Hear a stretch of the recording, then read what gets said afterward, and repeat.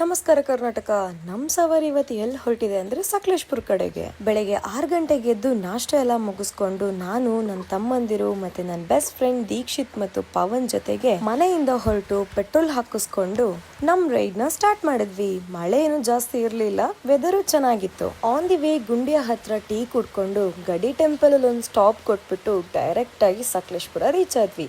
Sakleshpur reach ಆದ್ಮೇಲೆ ನಮ್ destination ಇದ್ದಿದ್ದೆ ಹೊಸಹಳ್ಳಿ ಬೆಟ್ಟ. ಹೊಸಹಳ್ಳಿ ಬೆಟ್ಟ ಆನ್ ದಿ ವೇ ಒಂದು ಡ್ಯಾಮ್ ನೋಡ್ಕೊಂಡು ಮತ್ತೆ ನಮ್ ರೈಡ್ ನ ಸ್ಟಾರ್ಟ್ ಮಾಡಿದ್ವಿ. ಫೈನಲಿ ಗೈಸ್ ಹೊಸಹಳ್ಳಿ ಬೆಟ್ಟ ರೀಚ್ ಆದ್ವಿ. 2-3 years ಆದ್ಮೇಲೆ ಮತ್ತೆ ನಾವು ಹೊಸಹಳ್ಳಿ ಬೆಟ್ಟ ಬರ್ತಾ ಇರೋದು. ಈ ತರ ಒಂದ್ ರೈಡ್ ಬಂದ್ರೆ ಮನಸ್ಸಿಗೆ ಎಷ್ಟೋ ನೆಮ್ಮದಿ ಸಿಗುತ್ತೆ.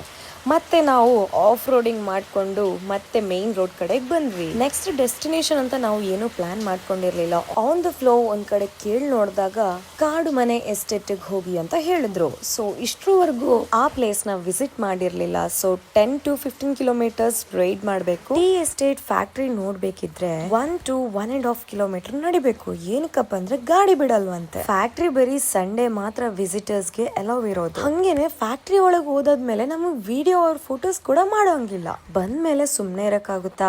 ಸುಮ್ನೆ ಏನೋ 1-2-3 ವಿಡಿಯೋಸ್ ಎಲ್ಲ ಮಾಡ್ಕೊಂಡು ಮತ್ತೆ ನಾವು ರಿಟರ್ನ್ ಮನೆಗೆ ಹೊರಟ್ವಿ. ಈ ರೈಡ್ ವಿಡಿಯೋನ ಫುಲ್ ಡೀಟೇಲ್ ಆಗಿ ನೋಡ್ಬೇಕಿದ್ರೆ ನನ್ನ ಬಯೋ ಅಲ್ಲಿ ಯೂಟ್ಯೂಬ್ ಲಿಂಕ್ ನ ಹಾಕಿರ್ತೀನಿ. ಸಬ್ಸ್ಕ್ರೈಬ್ ಮಾಡಕ್ಕಂತೂ ಮರಿಬೇಡಿ. ಅಂಡ್ ಇದೇ ರೀತಿ ಸಪೋರ್ಟ್ ಮಾಡ್ಕೊಂಡು ಫಾಲೋ ಮಾಡಿ.